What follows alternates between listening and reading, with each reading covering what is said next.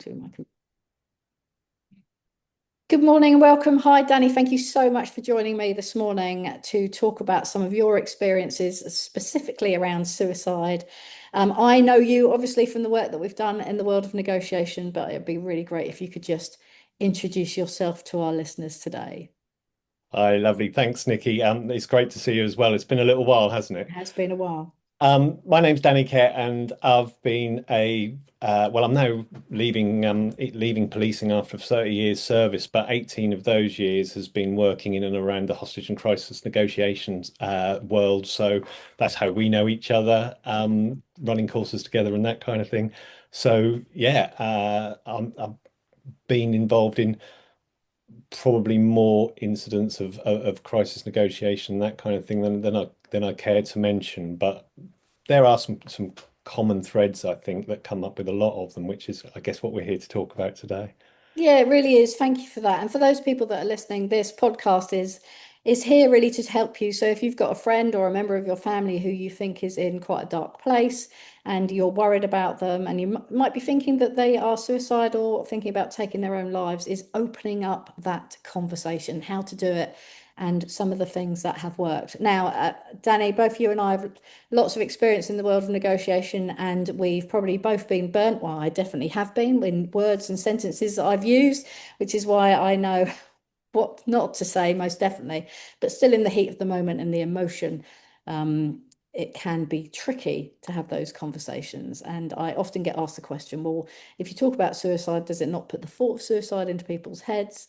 And we know from research that that is definitely not the case. So I'd love for you to share some of your world, some of your stories, and some tips that people can take away with them today. Okay, I think it's worth picking up on that point that you've just made to start with. It's actually saying the word and being kind of it's almost being blunt about it. And one of the things that I always say to students on courses when we're training them is you're not suddenly going to seed this idea in someone's head. If I was to walk into your kitchen and you're preparing food and I suddenly went, "Oh wow, you've got a really sharp knife in front of you. Are you going to hurt yourself with it?" You're not going to go, "Well, I was making a salad, but as you know, now you've mentioned it, I think I might just sort of do myself some harm." And it's a preposterous thing to say, but it does kind of illustrate that element that, people, if you ask the question, you ask it earnestly and honestly, people aren't going to go, why are you asking me this? They may, there's no solid answer to this, is there? Because people react in different ways depending on them and where they're at and their whole background and everything. But there's definitely no value whatsoever in avoiding that conversation because it can sometimes be that emotional spark that gets that person to open up. Like, somebody's noticed, somebody's there, somebody sees it, and that in itself can start the conversation. And I think taking it just slightly away from crisis negotiation, because that's all very dramatic, isn't it? And when people think about that, they often think about people standing on the ledge of buildings or on cliffs and that kind of thing. But sometimes that conversation starts much earlier, and as well as I, a lot of negotiation is done on the phone with people who are missing and at high risk, and there may be that threat of suicide that's already in there. But also in day-to-day dealing with staff, we know certainly within policing that our colleagues sometimes, go into crisis or have reactions to some of the traumatic events that they've faced, and also in life. And I've used those negotiation skills um, with uh, with sort of family member who once got themselves into a kind of a state of despair. And I was on the phone trying to work out where they were. Fortunately, I managed to open up that conversation, and they came back before it became a police incident, but it was certainly heading in that direction. And also with people who I've been involved in, who I've been sort of like working with and coaching, who maybe not be police officers, but they've come into the organisation for various reasons, and they've gone through and they're going through something in their life, and being able to say, I'm really worried about you. Mm. And I'm also concerned that, you may be considering hurting yourself, or you may be considering suicide because of what you've said to me or what's going on, Mm. is a way to, it's just honest. And I think one of the biggest things in negotiation is about honesty. I Mm. mean, you know as well as I do, the mantra is that the negotiators never lie. So if you're thinking it, say it. Yeah. You used two words at the beginning there, Danny, which I loved, which was when you say things earnestly and honestly. And you mentioned honesty again around that. Just can you tell me a little bit more about, you talked about a conversation with a family member and having that honest conversation. Can you tell me a little bit more about what skills you used from your world of hostage and crisis negotiation, and how did you get them to engage with you in the beginning? So in that particular incident, or I say incident, that's very policey, isn't it? That's very In that, policey, yeah, yeah. yeah, I can't break the habit. I can't break the habit.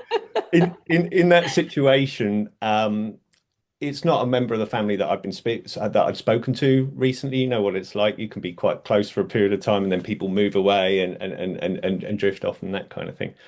And the partner of this, I'm going to be quite careful about how I Of avoid course. identifying Yeah. people. The partner of this individual rung me up and said, "I'm really worried. We've had a bit of a row about something, nothing violent or anything like that. I had a bit of Mm. a row about something. They don't seem to have been themselves for a while. Um, I don't know what I said, but they've just gone off in the car." Right. And it was a case of picking up the phone, no answer, went to answer phone. Tried sort of persistently to ring a couple of times, or a few times, no answer. So I just sent a text, and the text was, um, you know, personally addressed. It was, "I'm really worried about you. I've heard that this thing has happened. I've heard that you've had a falling out. I've heard that things haven't necessarily been going well in the last sort of few weeks." Mm. Um, and that was pretty much it. It was just, "I'm really worried about you." And in that instance, the nice thing about a text is it's there permanently. Do you know what I mean? I mean, they could delete it. Of course they Yeah. could, but they could dwell on it for a little bit. Mm. And um, and I got a text back saying, "What have you heard?" And we had a conversation via text for a period of time, and then after a little while, the it went from very clipped messages. And this is kind of, you talk about the techniques, if you like. And I don't think I necessarily was aware that I was doing it at the time, but it's matching that pace and matching that energy. So if Mm. somebody's talking in really clipped messages, send short ones back because it keeps the flow of the conversation. Um, but the messages started getting a little bit longer and a little bit more, explanatory around what was we were talking about.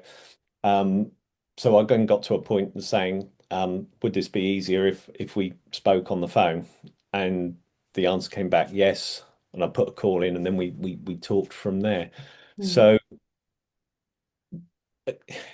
it's kind of like that natural thing. But it's, I think for me, if you think somebody isn't themselves, I don't know, euphemisms are always difficult. But if you Mm. think that they're not right, if they think there's something wrong, reach out. Um, and things like that. I think we shy away from really important conversations because we don't know what to say, or we accept the first superficial answer. And things like relationship breakdowns and divorce and bereavements and all of those kind of things are are kind of difficult conversations from the offset, or they feel like it to many people. So just that kind of reaching out, because if you put yourself in that position of somebody who's just had a major life loss, Mm. and it could be like the obvious things, but it also could be things like loss of a job and things like that, which brings with it a whole sort of disruption to somebody's identity. um just send that message and say, "I heard this has happened, are you okay?" And the earnest and honesty bit comes into it because you're interested in whether that person is okay. You're not interested in the story. You don't want to know the ins and outs of what they and their husband or wife or partner argued about, or, why they haven't got the job or anything like that. It's, how are you feeling? Are Mm. you okay? What's, you know, Do you want to go for a coffee? Do you want to go for a drink? Shall we have a chat? Because it's an incredibly lonely place being in that position.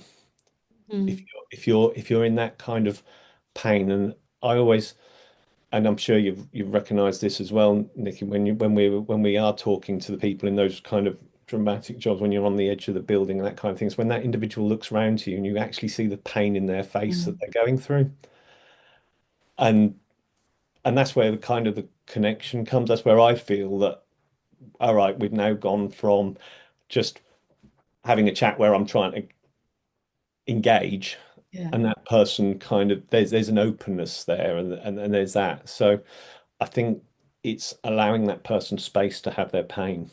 Mm. Oh, I really like that, Danny, allowing someone space to have their pain. Yeah, thank you. And thank you for sharing that story, that personal story as well. I think you're right. Sometimes as negotiators, we talk about crisis a lot in those situations where we're at that life and death, at those everyday situations as well, where we can use the exact same skills. And I love the fact that you phoned the family member a couple of times and you didn't get a response. So you were like, well, okay, then they're not going to pick up the phone. And sometimes that can be really frustrating if you're worried about somebody and you're trying to make contact. So sending that text message, allowing that person that space to be in pain, allowing them to reflect on having that control over when they're ready to respond to you rather than keep forcing that issue. Mm, And then matching and pacing how when you're getting that short answers back, you don't want to then write loads and loads and loads. So some of us communicate in clipped ways, and some of us like to give loads of detail. Then when you're dealing with somebody in crisis, it's very important to be who they want you to be in that moment. So yeah, so some great tips for people that are listening in. If you've got a friend or relative that you're reaching out to and you're not able to contact them on the phone, then perhaps try a different way.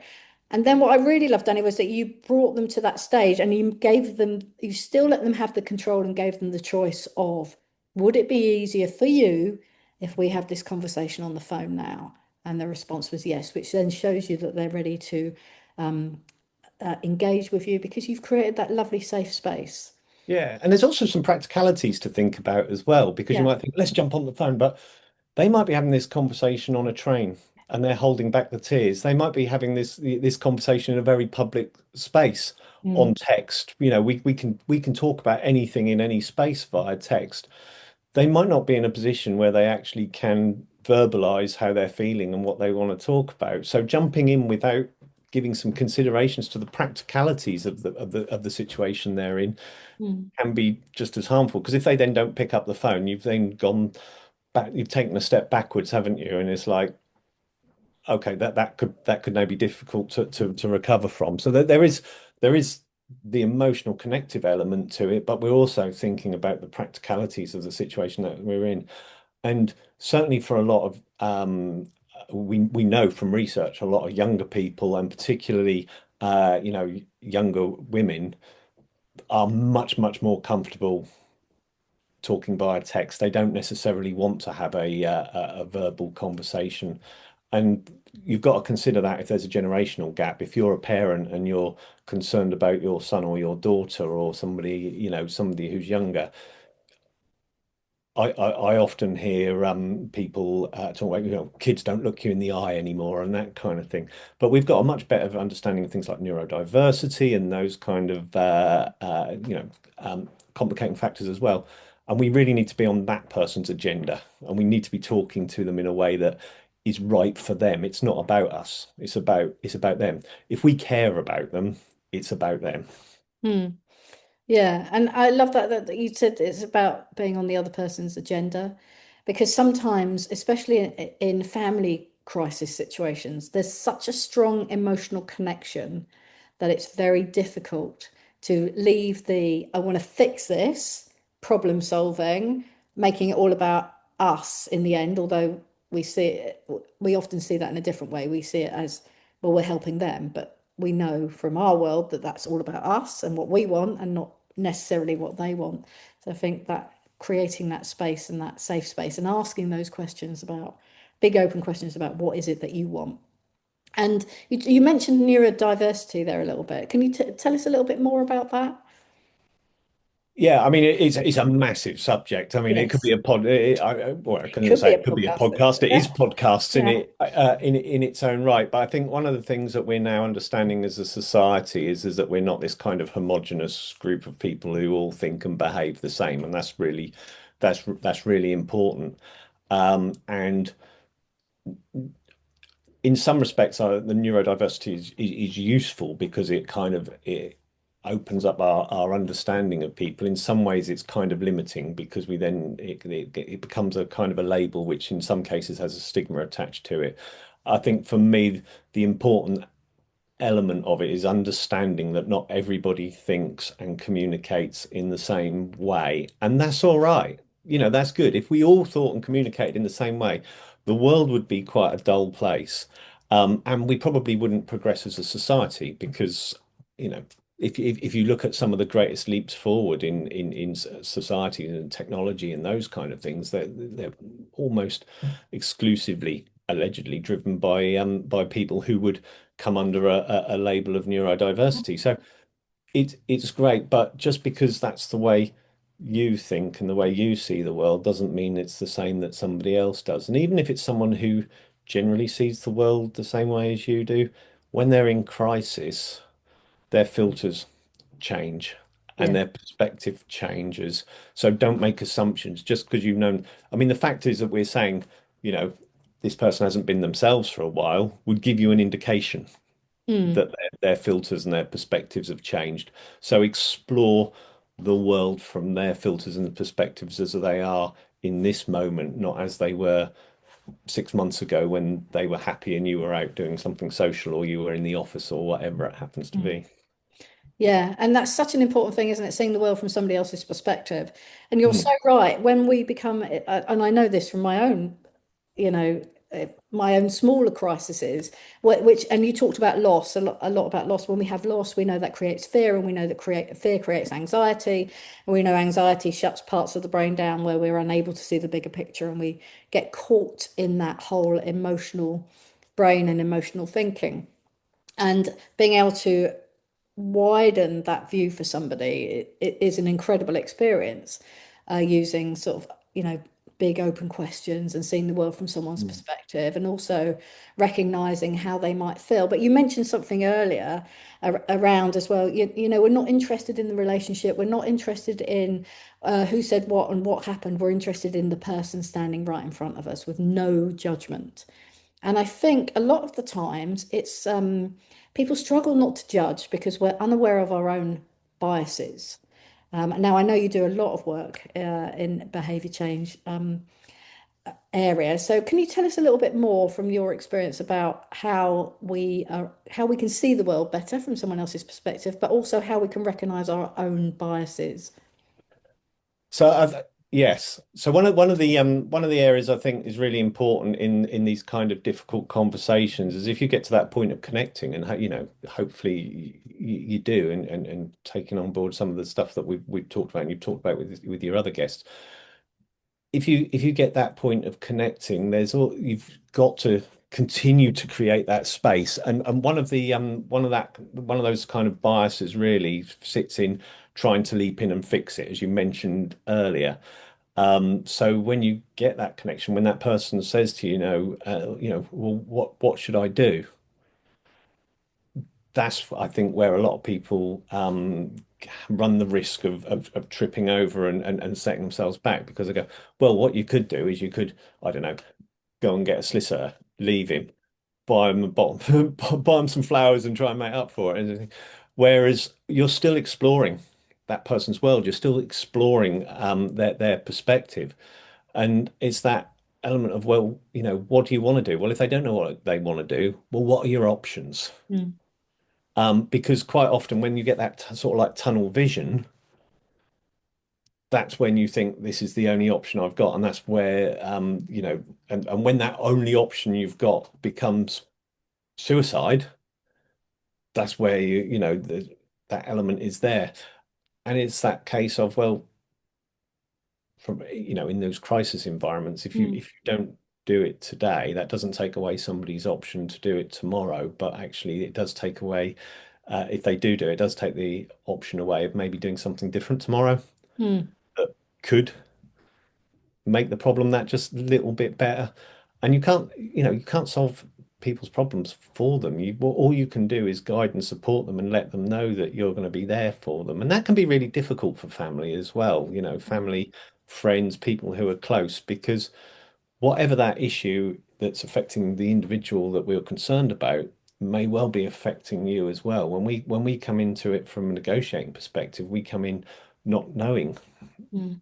that individual, not knowing the person that they've fallen out with, or the job that they've had, or the 6 months or a year or what have you that's led up to that point of kind of crisis. So we've got that ability to be able to come in and go, I don't know. Mm. Whereas it's very easy to get drawn into the kind of the conversation where the person that you're talking to does, much more about the issue than we would, Yeah. which means that it becomes very easy for you to then start interjecting your thoughts and views and ideas and opinions and that kind of thing. And where that can pull back is when you suddenly get the throwback of, well, you're only saying that because you never liked them. And then suddenly you become part of the conflict and part of the drama as Yeah. well. Yeah. So it is that, all right, let's stay back. Let's just see where this is going and let it develop. Yeah.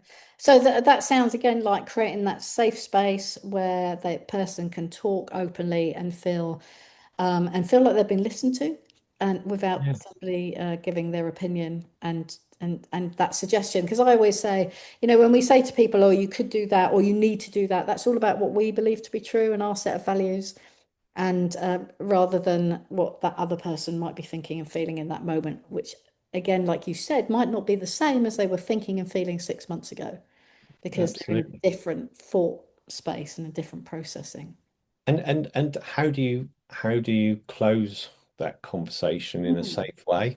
Because we talk about starting the conversation, but there's also the maybe we don't want to start the conversation because we don't know how to end it. We'll be here for hours. Do you know what I mean? And sometimes that's a practical concern, because if you've got to pick your kids up from school, then that is, as important this conversation is, you can't leave them standing at the gate for 3 hours or whatever it happens to be. So what's kind of like a way to end this conversation and the give it permission, give it space to start it up again, Mm. to provide what we would call future orientation. So it's all right. Well, we'll have this conversation. I'll ring you again in the morning, Mm. or let's go and get coffee tomorrow afternoon, or whatever the right thing is. But it's stopping it from being okay, I'll put the phone down, we'll chat again, to something really definite. Yeah. Yes, I'll call you at 10 in the morning when I've dropped the kids off, or I'll be at the garden centre and we'll have a coffee, be there at 3 o'clock, because you're giving that person something, just a glimmer, but you're giving them something Mm. to look forward to in the future, so that you can pick up the conversation again, because you won't fix it. You're not going to fix it anyway. We've already said that, but it's not going to be okay after you've had a deeper, meaningful conversation. It's part of an ongoing process, and it may become to a problem where the two of you sit together and you problem solve and you try and work out what the solution is. Mm. But that comes when you've got the trust and you've got the rapport and you've got the ability to do that. And even if it's somebody who you know really well, you've still got to earn that in this scenario, in this situation. If a member of your family is disclosing something to you that they've never talked to anybody about, Mm. then they're still deciding whether or not they're going to trust you with this, secret, or with this information, and that you're going to hold their confidence, and you're still going to be there for them, and you're still going to love them after they've made that disclosure. Yeah. That is such a powerful point. Are you still going to love me after I've made this disclosure? Uh, Yeah. and for to have that trust, and as you quite rightly said, to have earned that trust, and it doesn't matter whether this is your partner, whether it's your son or daughter or your parents, whoever it might be. Yeah, you have to earn that trust in that conversation, and trust is so hard to get to Mm. that level where I'm going to share with you something that I actually am worried that you might think differently of me compared to our sort of everyday level of trust. You know, you're going to be here in the morning when I wake up, all those sorts of things. So trust is such a wide, trust is definitely a whole episode of podcast. I might come back to that actually around the trust and what does trust mean? What does it look like? How do we earn it? How do we keep it? How do we get somebody in crisis to open up? And as you said, you are never going to get the whole conversation done in one conversation because life just doesn't work like that. And I always teach that negotiation is a series of conversations.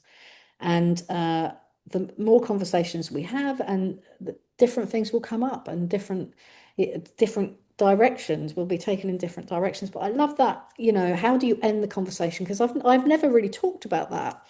And I think that's such an important thing. How do you walk away from the conversation, leaving that person feeling that they've been valued, that they've been listened to, and that we've got another meeting set up. So yeah, I really like that. And how could you just give our listeners just a couple of tips of how you could close that conversation? I think don't plan it in the first instance. Yeah, That's the important thing. I think one of the problems that you can encounter is if you think, right, I'm going to have this conversation with this person because I know that this is a problem, and you kind of try and strategize it. right, yeah. Because if you do that, um, you may want to open the conversation with kind of almost like an exit strategy.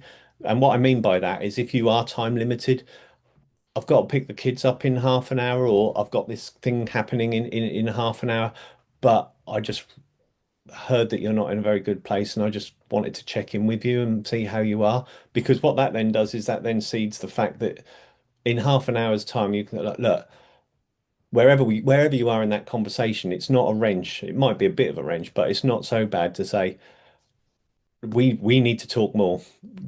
Clearly, there's lots more that we need to discuss, but I have got to pick the kids up because I can't leave them at the school gate. Um, then set that time to revisit the conversation, and again, when it comes to trust, don't set it at a time when you can't do it, or don't set it at a time when you're only going to have 5 minutes. So set it at a time when you say, look, I've got to pick the kids up, but when they go when they're in bed tonight, come over, or I'll give you another ring, and you've got me, you've got my full attention at that point in time. So one of the areas that you can do is think about, right, well, okay, well, maybe I'll seed that limited time period at the start of the conversation. Yeah. And because if we don't, and then suddenly we're like, right, I've got to go, then we haven't set the scene for that other person. And so again, we take the control away from them, and like seeding that information pre-hand. They might not, as you say, it might still be a bit of a wrench, but actually in their mind, they've got, oh yeah, you said you had to go in half an hour, I get that, and then giving them something. I think I talked over you there, Danny. So what were you going to say? Sorry. No, that's all right. My screen froze for a second, so I Oh, was, okay. yeah, I wasn't sure that we were still together for a moment. Yeah, no, we definitely are.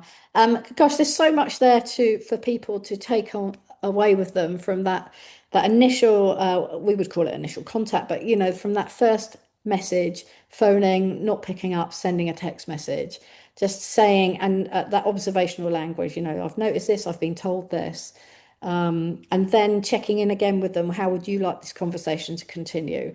Letting that other person have that control, Yeah. And I reflecting back. just Go on. Yes, go. circle back to that Yeah. opening again. The trust and the honesty comes from being frank and forthright in that opening. So don't ring up and go, "Hi, how are you?" Mm, "I'm fine." "Okay, everything all right?" "Yeah, everything's fine." Open that conversation with the purpose. You might say, how are you?"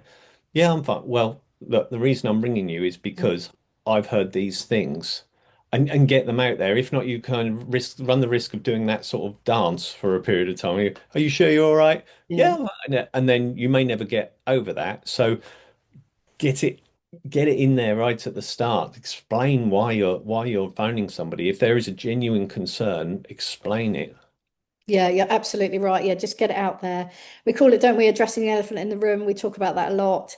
Yeah. Having those courageous conversations. And some people are worried in case you get it wrong. If you get it wrong, you get it wrong. The other person will just say, or no, actually, you've been misinformed, or they might try and push back.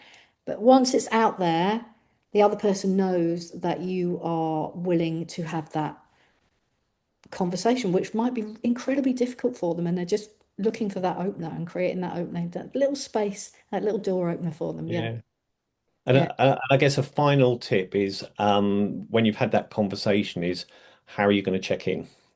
Are you yes, going to do it daily? Are you going to call them every sort of couple of weeks, or probably not every couple of weeks, but every couple of days? You don't want to smother them. You need to give them that space, but at the same time, you need to know they were there.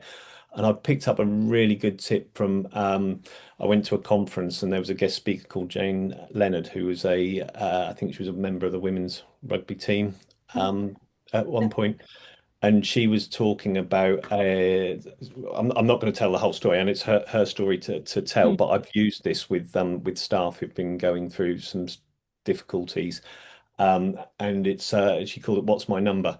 So that she said in a situation that she was in, she's with some other women who were doing an endurance event.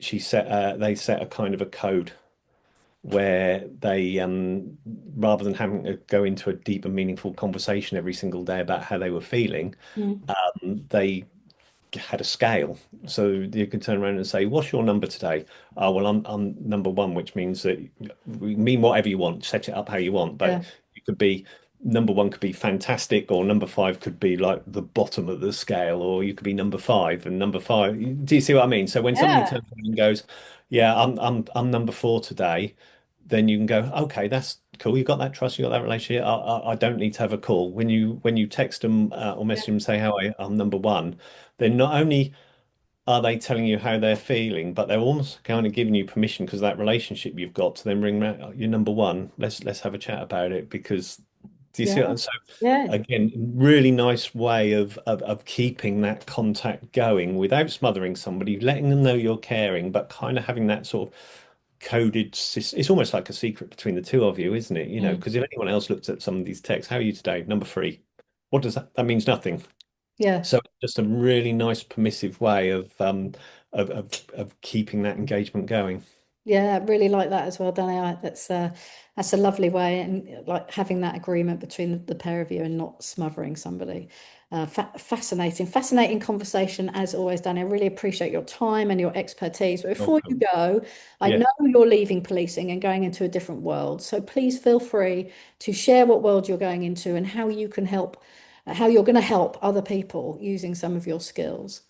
Oh, it's very, very kind of you to offer the platform. Yeah, myself and my partner, my colleague, business partner, I should clarify, Bex Kant, who has a huge amount of experience as a hostage and crisis negotiator in both this crisis space and counter-terrorism. With both established companies called Universally Nine. We are looking at how we can support businesses and organizations. So we are offering support to business and organizations around the kind of behavioral science space. So how can you look at a problem that you've got within your organization, whether or not it's supply chain, whether or not it's a staffing issue, whatever it happens to be, involve stakeholders, and look at the levers that causes that Mm, problem and look at the fixes that you can bring in within that behavioral science space. So using biases, using the way that people think to actually make sustainable changes. So I can talk about it for hours, and I'm not going to because that's not what the purpose of the podcast is. But it brings in skills from hostage and crisis negotiation. It brings in everything that I've been developing around the last 5 years of completing a doctorate on behavioural change and behavioural influences and problem solving, and it gives really practical, straightforward solutions to some of the thorniest problems involving people that an organisation can face. perfect. And if people want to know more about that, where can they find you? They can find us on university9.com. We're online, or they can contact me directly. I'm on LinkedIn as well. So either on the web or give us a shout on LinkedIn. Lovely. Thank you so much, Danny. Thank you for your time and your advice. I really appreciate it.